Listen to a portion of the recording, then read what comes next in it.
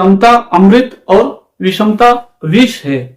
राजपुताने के किसी गांव में एक अत्यंत गरीब वैश्य रहता था। देवयोग से वहां एक बार भयानक अकाल पड़ा। अन्न के अभाव में लोग तड़प तड़प कर मरने लगे। गरीब वैश्य पर भी विपत्ति टूट पड़ी। कुछ दिन तो उसने जैसे तैसे काम चलाया। आखिर परिवार के भरण पोषण का कोई उपाय न देख घर वालों की कुछ दिनों के लिए किसी तरह व्यवस्था करके वह निकल पड़ा। उसका एक बचपन का धर्म भाई था। वह आसाम में व्यापार करता था, खूब संपन्न था। उसका बड़ा व्यापार चलता था। गरीब वैश्य को उसकी याद आ गई और विपत्ति काल कर सतगुण नेहा मित्र का यह लक्षण सोचकर वह किसी तरह आसाम पहुंचा। जिस स्थान में मित्र का कारोबार था वहां जाकर उसने मित्र से भेंट की। उसे पूरा भरोसा था कि मित्र के यहाँ सहज ही आदर होगा और दुख के दिन अच्छी तरह कट जाएंगे। मित्र ने उसका स्वागत किया, पर उसके चेहरे पर प्रफुल्लता की जगह कुछ झुंझलाहट की सी, कुछ बोझ की सी रेखाएं पड़ रही थीं। गरीब वैश्य तो दुखी था। उसने संक्षेप में बड़े ही करुण शब्दों में अपना सारा किस्सा सुनाकर आश्रय की भीख मांगी। कहा, भाई साहब, घर में आपकी भाभी और बच्चे भूखों मर रहे होंगे। उनके लिए आज ही कुछ खर्च भेजना आवश्यक है।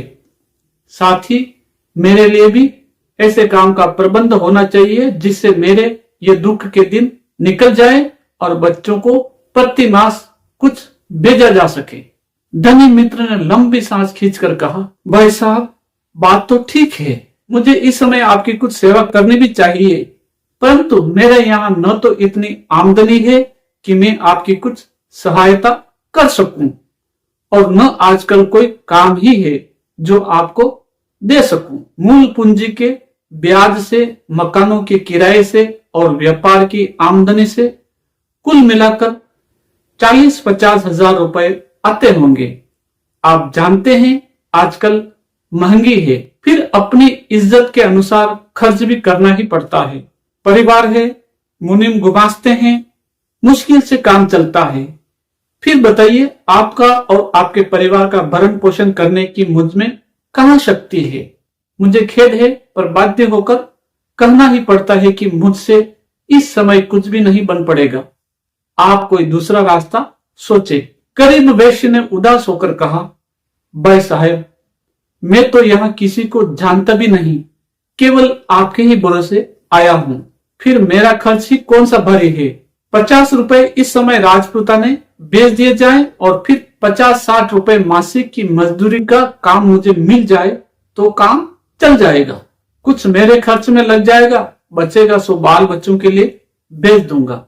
जहां 50,000 की आमदनी है वहां इतना सा खर्च आपको भारी नहीं मालूम होना चाहिए। फिर मैं तो काम करके मजदूरी के पैसे लेना चाहता हूँ। यूं कहते कहते उसकी आंखों में आंसू छलक आए। मित्र के निराशाजनक वचनों से उसे बड़ा संताप हो रहा था। धनी मित्र ने उसके चेहरे की ओर देखा, पर उसका हृदय नहीं पसीजा। उसने फिर कपट विनय के साथ वही कहा, भाई साहब, आपका कहना तो यथार्थ है, पर मैं लाचार हूं। आपको कोई दूसरा उपाय ही सोचना पड़ेगा। हाँ, 2-4 दिन जब तक आपके काम की कोई व्यवस्था न हो, आप यहाँ ठहर जाएं। घर में ही खाएं पिए, अभी सोच स्नान करें, भोजन तैयार हो गया होगा। इतना कहकर धनी मित्र अपने काम में लग गया। गरीब वैश्य बेचारा मन ही मन जाने क्या क्या विचार करता हुआ सोच स्नान में लगा। धनी मित्र का तो रूखा और कंजूस स्वभाव था ही।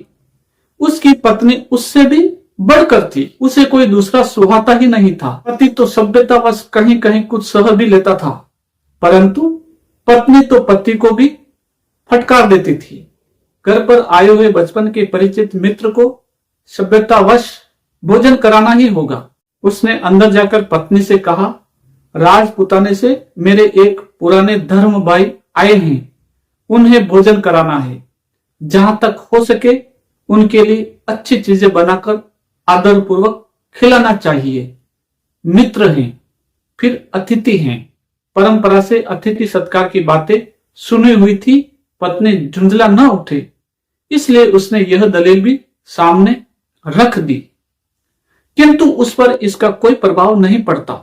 उसने तड़क कर कहा, भाड़ में जाए आपके ये मित्र और अतिथि। चूल्हा फूंकते फूंकते मेरी तो आंखें फूटने लगी। आज मित्र, कल अतिथि, परसों व्यापारी, रोज एक न एक आफत लगी ही रहती है। मैं तो तंग आ गई इस गृहस्थी से। मुझसे यह सब नहीं होगा, अपना दूसरा प्रबंध कीजिए। पति ने सकुचा कर चुपके से कहा, अरे जरा धीरे तो बोलो, वे बाहर ही खड़े हैं, सुन लेंगे तो उन्हें बड़ा दुख होगा। उसने जल्ला कर कहा, तो और भी अच्छा होगा, जल्दी बला टलेगी। पति ने उसकी कुछ बड़ाई करके किसी तरह मना कर कहा, देखो मैंने पहले ही उनसे कह दिया है कि मेरे पास काम नहीं है, आप दूसरा उपाय सोचिए। 2-4 दिनों में वे चले जाएंगे। इतने दिन किसी तरह अपनी इज्जत के अनुसार उनको भोजन तो कराना ही चाहिए। पत्नी ने बात मान ली और भोजन बनाया, परंतु मन में कष्ट तो बना ही रहा। अस्तु, भोजन तैयार होने पर गरीब अतिथि को साथ लेकर धनी मित्र अंदर आया तो पत्नी ने कहा, पहले अपने मित्र को भोजन करा दीजिए, क्योंकि अतिथि को पहले भोजन कराना धर्म है, पीछे आप कर लीजिए। पति ने यह बात मान ली और अतिथि को अच्छी तरह भोजन कराया। भोजन में चीनी में डाली हुई बढ़िया खीर, पूरी, दही और कई तरह की तरकारियां थीं, परंतु भोजन करने वालों के चेहरे पर कोई उल्लास या मिठास नहीं था। वहां प्रत्यक्ष रूखापन तथा विषाद था। मालूम होता था वे किसी आफत में आ पड़े हैं और उन्हें बिना मन यह सब करना पड़ रहा है। गरीब अतिथि ने चुपचाप भोजन तो कर लिया, परंतु उनकी मुख मुद्रा देखकर उसे सुख नहीं मिला। सुख तो प्रेम में ही समाया होता है। भोजन करने के बाद लघु शंका के लिए बाहर गया। इधर घर की मालकिन ने अपने पति के लिए भोजन परोसा। इसमें बहुत सी ऐसी चीजें थी जो अतिथि से छिपा कर रखी गई थी। वो बेचारा लघु शंका करके अंदर हाथ धोने आया और इच्छा न रहने पर भी सहज ही धनी मित्र की भोजन की थाली की ओर उसकी दृष्टि चली गई। उसने देखा बादाम का हलवा है, एक कटोरे में खीर की मलाई और दूसरे में दही की मलाई है। बहुत बढ़िया खूब फूले हुए पतले पतले फुलके हैं, जिन पर ताजा मक्खन लगाया गया है। गोभी, परवल की एवं कई और तरकारियां तथा कई तरह के अचार रखे हैं। यह सब देखकर उसकी समझ में स्पष्ट यह बात आ गई कि इसी विषमता के कारण मुझे इसके साथ भोजन नहीं कराया गया था। वैषम्य जनित संताप और भी बढ़ गया और वह चुपचाप हाथ धोकर बाहर चला गया। रात्रि समय हुआ तो धनी मित्र ने पत्नी से पूछा, अतिथि के सोने का प्रबंध कहाँ करना चाहिए? स्त्री ने झुंझला कर कहा, मेरे सिर पर। भला यह भी कोई पूछने की बात है? जहां सुविधा हो वहीं कर दिया जाए।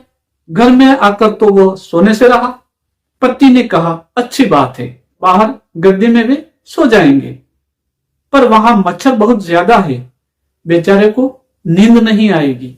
2 दिन के लिए मच्छरी दे दो तो अच्छा हो। उसने तड़क कर कहा, मेरे पास तो एक मच्छरी है, आप लगा ले या उसके मूड मार दें। पत्नी के स्वभाव को वो जानता था। अधिक बात बढ़ाना हितकर न समझकर चुपचाप बाहर चला आया और अतिथि मित्र से कहने लगा, भाई साहब, गद्दी तकिए लगे ही हैं, आप यहीं सो जाइए, यहां सुविधा रहेगी। उस बेचारे ने विनय विनम्र शब्दों में स्वीकार किया। सेठ अंदर चले गए और वह वहीं सो गया। गर्मी का मौसम था, मच्छर तो थे ही, गद्दी तकियों में खटमलों की भी कमी नहीं थी। लेटते ही कतार की कतार निकलकर उन्होंने उस पर आक्रमण आरंभ किया। खटमलों को चुन चुन कर फेंकने और मच्छरों के उड़ाने में ही रात बीत गई। बेचारा घड़ी भर भी सुख की नींद नहीं सो सका। दूसरे दिन सवेरे वह घर से निकलकर बाजार की ओर गया। चौराहे पर पहुंचते ही उसने अपने गांव का एक परिचित मनुष्य दिखाई दिया। उसने भी इनको देख लिया। वह बहुत गरीब था, पर था बड़ा सहृदय। देखते ही दौड़कर पास आया और बड़े प्रेम तथा उल्लास से पूछने लगा, भाई साहब, आप यहां कब आए? मुझे कोई खबर ही नहीं दी। आपको बड़ा कष्ट हुआ होगा। खबर होती तो स्टेशन चला आता। यहां पहुंचकर भी आपने कोई संदेश नहीं भेजा। बताइए, आप ठहरे कहां हैं? मैं सामान लेता आऊंगा। मेरा बड़ा भाग्य है जो आपसे मिलना हो गया। विदेशों में भला घर के प्रेमी पुरुष कहाँ मिलते हैं। उसकी सच्चे प्रेम से सनी हुई वाणी सुनकर गरीब बेचारे का हृदय द्रवित हो गया। उसे बड़ा आश्वासन मिला, मानो डूबते को सहारा मिल गया। उसने अपने आने का सारा कारण कह सुनाया और कहा कि सामान में तो मेरे पास एक धोती गमछा, एक शतरंजी और लोटा मात्र है। वह उन सेठ जी के यहाँ रखा है। उस गरीब भाई ने कहा, वे तो बहुत बड़े आदमी हैं।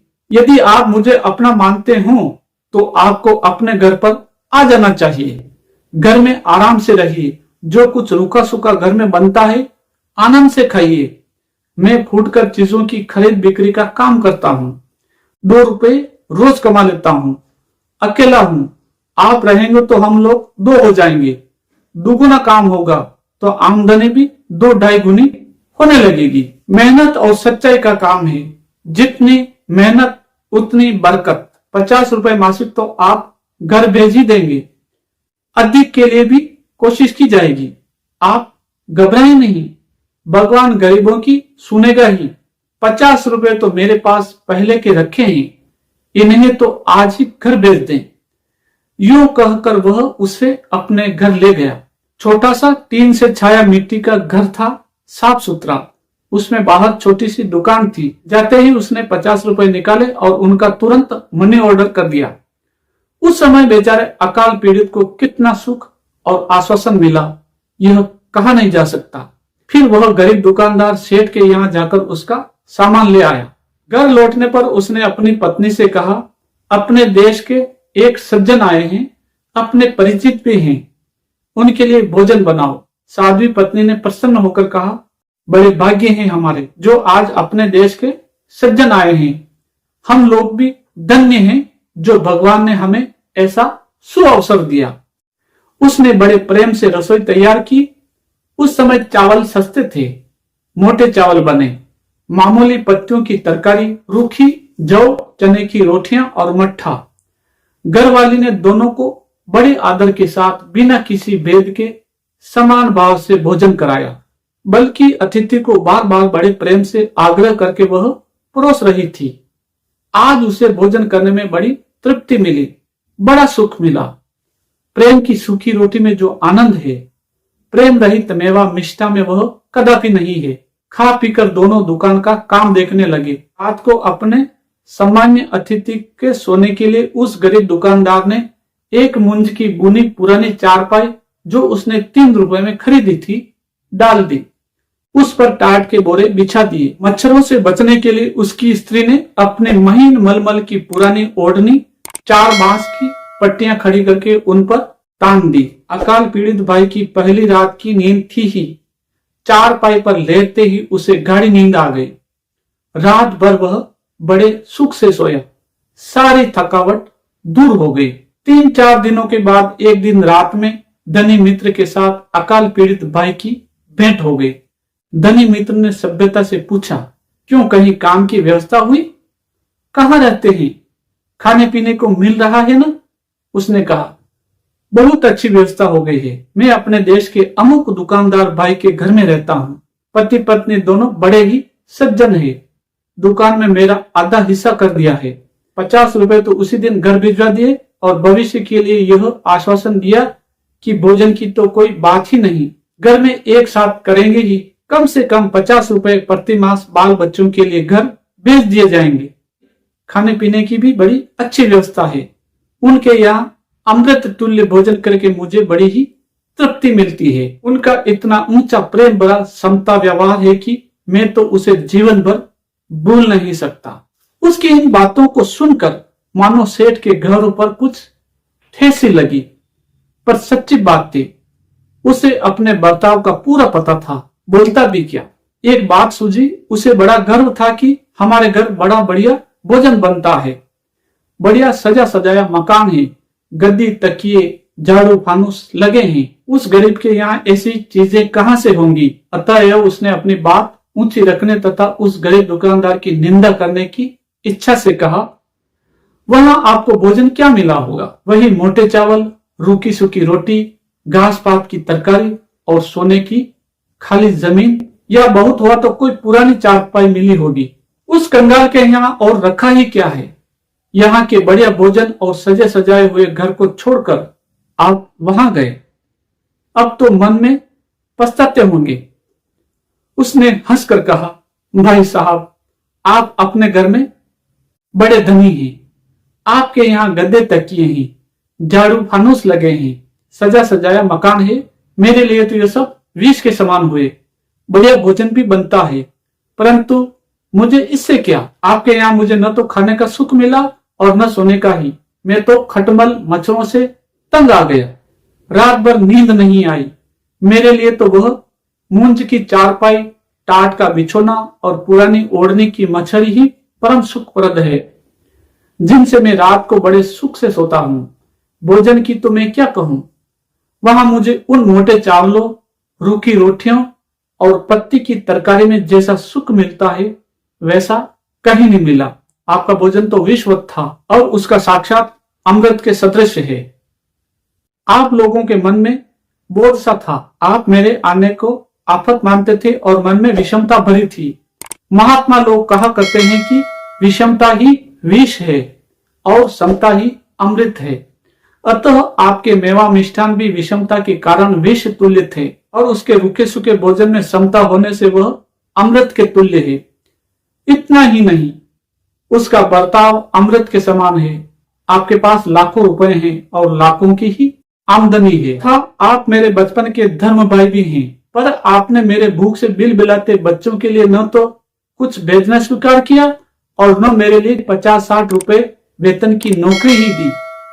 उस बेचारे गरीब दुकानदार ने, जिससे मेरा केवल एक गांव के होने के नाते साधारण परिचय मात्र था, गरीब निर्धन होते हुए भी मुझे आश्रय दिया, मेरी सहायता की, 50 रुपए तुरंत घर भिजवा दिए, मुझे अपने कामों में बराबर का हिस्सेदार बनाया। बतलाइए, मैं उसके उपकार को कैसे भूल सकता हूँ? उसने ये जो किया सो भी उपकार की भावना से नहीं, विशुद्ध प्रेम से और कर्तव्य की भावना से। वह मेरे ऊपर एहसान नहीं करता, बल्कि मुझे सुख पहुंचाकर वह उल्टे मेरा कर्तव्य होता है और उसमें अपने को धन्य मानकर सुखी होता है। उसकी धर्म पत्नी का भी ऐसा ही ऊंचा भाव है। उन दोनों के चेहरे इसलिए प्रफुल्लता और उल्लास से चमकते दमकते रहते हैं। धनी मित्र ने पूछा, मेरे यहाँ आपको किस बात की विषमता दिखलाई दी और उसके यहाँ समता कैसे थी? इस पर उसने कहा, आपके यहाँ मुझे बहुत बढ़िया भोजन पदार्थ मिले, इसमें कोई संदेह नहीं, परंतु मेरे लिए वे विष के तुल्य हो गए। आपको स्मरण होगा, मुझे अतिथि बतलाकर पहले अकेले भोजन कराया गया। भोजन करने पर मैं लघु शंका के लिए बाहर गया। मैं हाथ धोने के लिए लौटा तो मेरी दृष्टि आपके भोजन पदार्थों की ओर चली गई। मैंने देखा आपके लिए बादाम का हलवा, मक्खन, पतले पतले फुलके, खीर, दही की मलाइयां, गोभी, परवल आदि की तरकारियां और अचार आदि रखे हैं। ये सब चीजें मुझे नहीं परोसी गई थी। मुझे इनके खाने का शौक नहीं है, परंतु इस विषमता को देखकर मुझे दुख हुआ। मैं समझता हूं आपको इस चीजें विशेष रूप से खिलानी थी, इसलिए आपकी धर्म पत्नी ने अतिथि को पहले भोजन कराने का बहाना करके आपको पीछे अलग जिमाना चाहा। ऐसा भेद न करके मुझे भी आपके साथ ही भोजन कराया जाता तो क्या होता? कुछ पैसे ही तो अधिक खर्च होते। आपने भी इस बात पर कुछ भी विचार नहीं किया और पत्नी का प्रस्ताव मान लिया। धर्म भाई के साथ ऐसा बर्ताव क्या कलंक नहीं है? इसी विषमता के कारण आपका भोजन विषवत था। उधर उसका व्यवहार देखिए, वह बेचारा बड़ा गरीब है, पर उसकी पत्नी ने मोटे चावल, रूखी सूखी रोटियां, पत्तियों की तरकारी और छाछ, जो कुछ घर में था, हम दोनों को एक साथ बैठाकर समान भाव से बड़ी आदर, प्रेम तथा उल्लास के साथ भोजन कराया। रात को सोने के लिए अपने सोने की एकमात्र चारपाई डाल दी। बिछाने के लिए टाट दे दी और मच्छरों के उपद्रव से बचने के लिए अपनी ओढ़ने की मच्छरी तान दी। अपनी ओढ़ने की मच्छरी तान दी। उसके लिए निष्काम प्रेम और समता के व्यवहार ने मुझ पर जो प्रभाव डाला उसे मैं ही जानता हूँ। मैं तो वहां इसीलिए अमृत ही अमृत पाता हूँ और उसके व्यवहार का स्मरण करके बार बार प्रफुल्लित और हर्ष से गदगद हो जाता हूँ। धनी मित्र ने बहाना करके कहा, मैं बीमार रहता हूँ, मुझे मंदाग्नि हो रही है, इसी से वैद्य ने मुझे ये चीजें खाने को बता रखी हैं।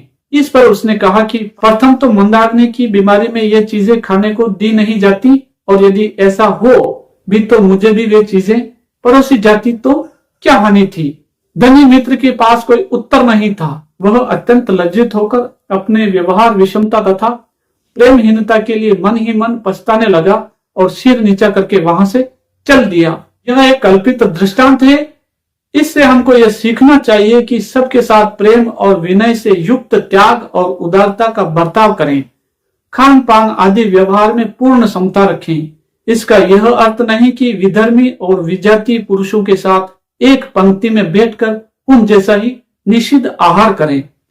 भाव इतना ही है कि विधर्मी और विजातीय कोई भी क्यों न हो, सबको यथा योग्य शास्त्रानुकूल आदर सत्कार पूर्वक विनय और प्रेम पूर्वक बिना किसी भेदभाव के वही भोजन कराए जो अपने लिए बनाया गया हो और पहले उनको भोजन कराए फिर स्वयं भोजन करे। नियत शुद्ध होनी चाहिए, अर्थात मन में जरा भी वैषम्य नहीं होना चाहिए।